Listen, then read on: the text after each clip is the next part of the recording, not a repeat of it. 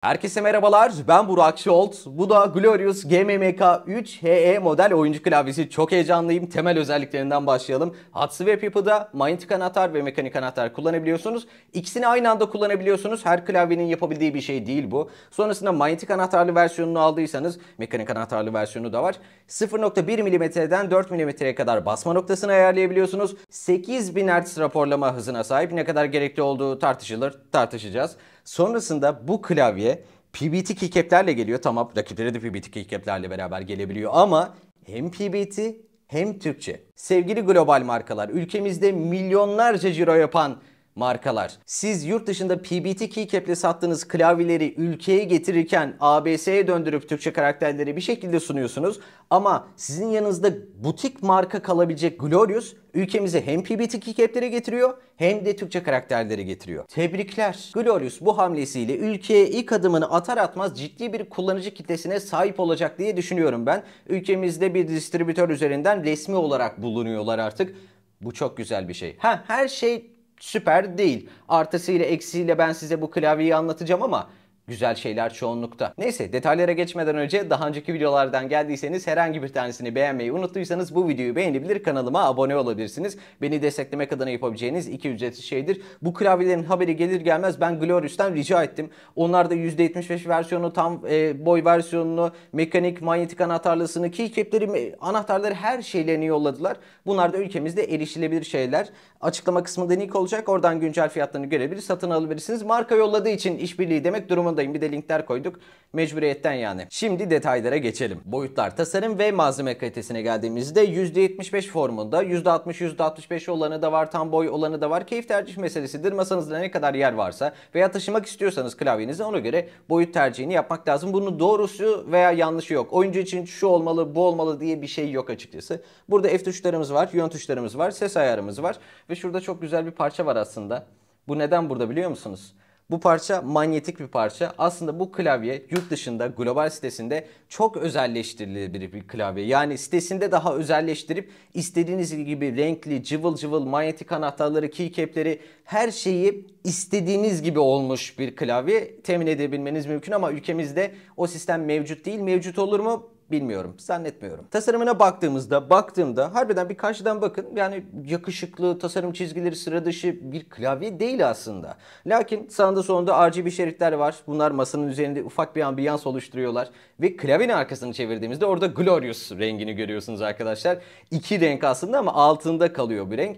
Temalarını, markalarını yaşatacak her noktada bir dokunuşları var. Göstereceğim. O çok ince dokunuşları göstereceğim. Malzeme kalitesine baktığımızda bütün gövdesi metal olan klavyeler gibi, külçe gibi hissettirmiyor. 800 gram ağırlığında. İçi boş da hissettirmiyor. Aslında içerisinde çok ciddi bir yalıtım da uygulanmış. Onun da detaylarına geliriz ama klavyeyi şöyle bir esnetmeye, oynatmaya çalışınca bayağı bir esneme payı var aslında. Ama bu yani kendini zorlayınca deneyimleyebileceğiniz bir şey. Yani bilgisayar başında klavyede yazı yazıyordum, klavye esnemeye başladı falan gibi bir şey değil. Zorlayınca görebileceğiniz bir şey bu. Dolayısıyla malzeme kalitesi ortalama diye düşünüyorum ben. Ve aslında bunun da bir sebebi var. Glorious'u savunmak için kesinlikle söylemiyorum. Olayı açıklıyorum size. Global sitesinde özelleştirme menüsüne girdiğinizde alt gövde, üst gövde, PCB, anahtarlar, keycap'ler, kablolar, her şeyini özelleştirebiliyorsunuz bu klavyenin.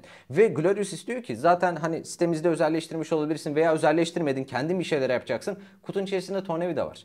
Gasket mount bir klavye kendisi. Onlardan bir iki tanesini kayıp mı ettin? Kutudan yedekleri çıkıyor. Anahtarlarını mı değiştirmek istiyorsun? Demolarını koymuş farklı anahtarlar için. Oradan dene, özelleştir. Yani Glorious bu klavyenin içerisinin açılmasını istiyor zaten. Mesela kağıt bant modu. PCB'nin arkasına 3 bant kağıt sar. İşte sesini toklaştır. Yap bunu. Bunu istiyorlar aslında ama tabii ki bu doğrultuda yaptıkları, oluşturdukları gövde işte o bütünlükten feragat edilmiş bir gövde. Dolayısıyla esneme payı evet var. Topuklar dediğim gibi çıkarılabilir, takılabilir yapıdalar. Özelleştirme yaptıktan sonra yapışmadı, kağıt bant bir daha lazım vesaire falan yok. Bu tür şeylerle uğraşmıyorsunuz. Ve masada klavye kayan bir klavye değil. Küçük küçük noktalar belki ama masada bir sinir anında klavyeyi böyle hört diye attınız. Yok. Kolay kolay kaymayacaktır. Sonrasında bu klavyenin arka yüzüne baktığımızda tip C portu görüyoruz. Kutudan bir kablo çıkıyor. Orta kalitede bir kablo. Belki birazcık daha yumuşak olabilirdi ama bunu da özelleştiriyorsunuz. Sitesinde özelleştirilmiş çok güzel kablolar da var. Siz de kendiniz, mesela ben yaptırdım. Öyle bir kabloyu taktım.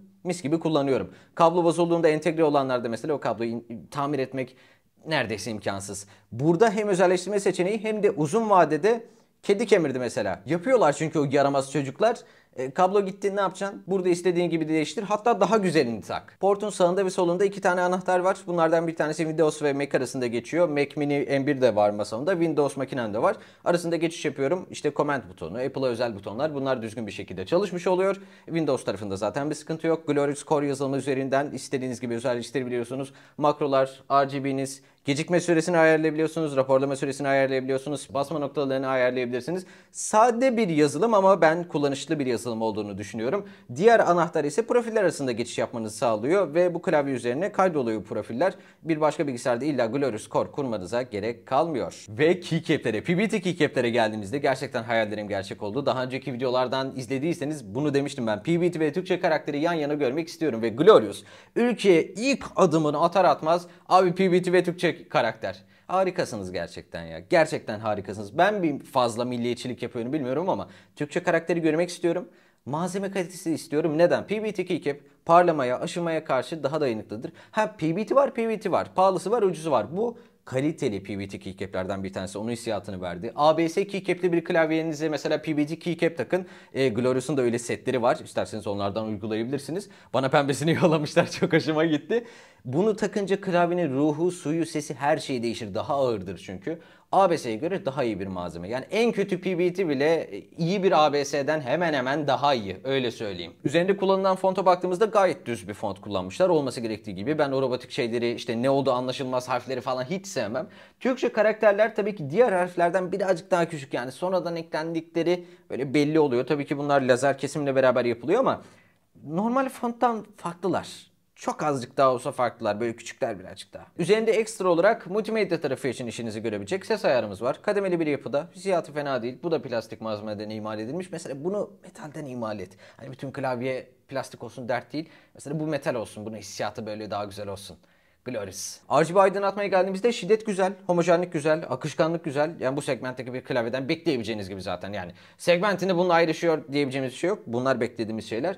Ha nedir? Yazılım tarafında işte Razen'ın Synapse'i gibi, işte Corsair'in iQ'su gibi veya SteelSeries'in yazılımı gibi onların da hepsinde yok ama oyunlarla etkileşim durumu yok mesela. iQ'da ne Overwatch'a giriyorsunuz, öldünüz diyelim bütün klavye kıpkırmızı oluyor. İşte şarjörünüzü dolduruyorsunuz, işte loading efekti başlıyor gibi şeyler burada yok. Yani işin cafcaflı tarafına girmemişler. Temel şeyler var. İstediğiniz rengi, efekti bulursunuz, görünümü yakalarsınız. Ve klavyenin kalbine, anahtarlarına iniyoruz. Bir oyuncunun en çok önemsediği şey. Şimdi bu anahtarlar Glorious Fox HE olarak geçmekte. 0.1 mm'den 4 mm'ye kadar ayarlayabiliyorsunuz. Basma noktasını mesela ben 1.2 mm civarlarında tutarım genelde ama çok hassas bir şey istiyorsanız, MOBA türünde oyunlar istiyorsanız, rakibinizden fiziksel anlamda avantajlı olmak istiyorsanız platformlar bazında söylüyorum.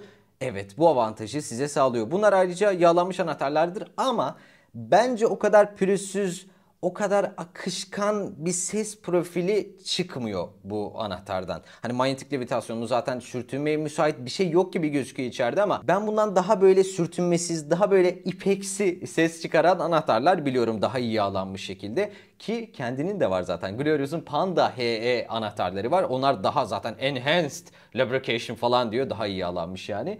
Bu anahtarlarla değiştirebilirsiniz. Bütün anahtarları da değiştirmenize gerek yok ama set satıyorlar böyle 36'lık kitler halinde.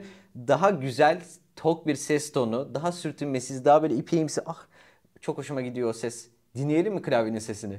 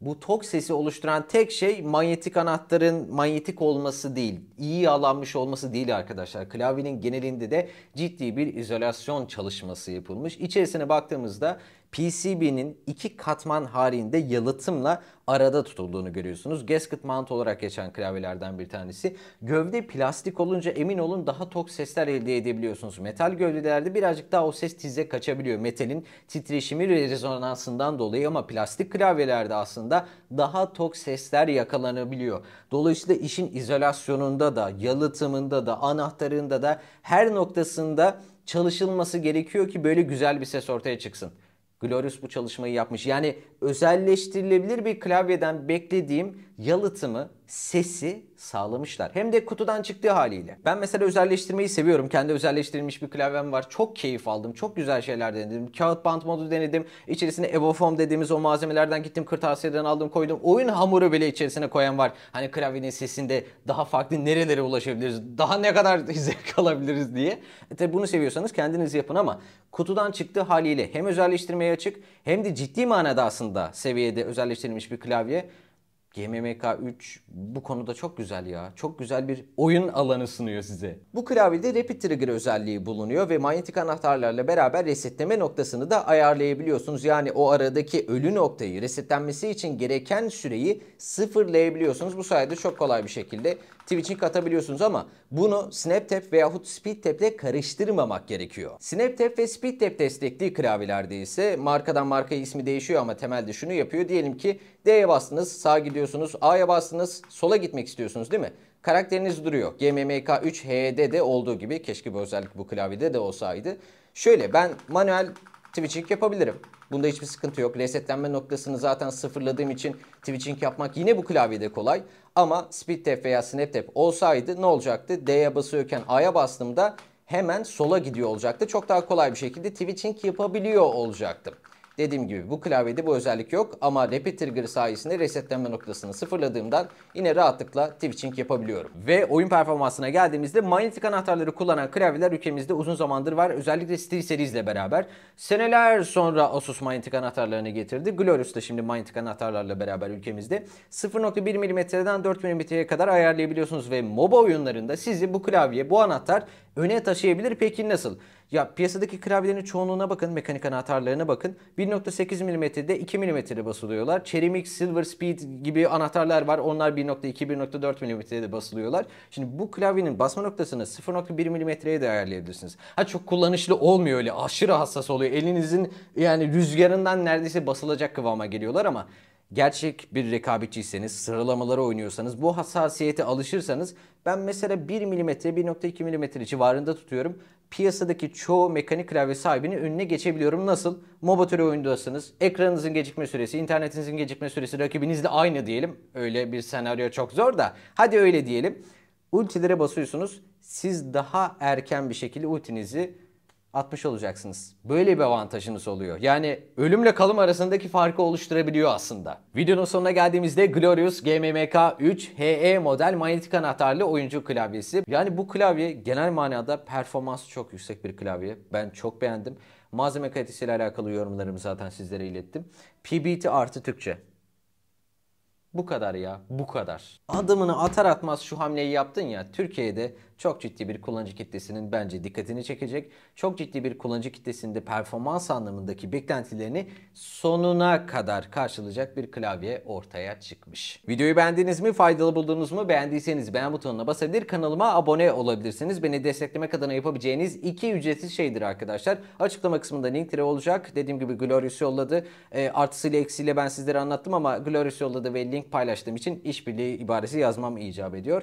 Benim diyemediğim bir konu varsa yorumlara yazın. Instagram üzerinden erişin. Ben mutlaka sorularınıza cevap vermeye çalışacağım. Görüşürüz. Kendinize çok çok iyi bakın.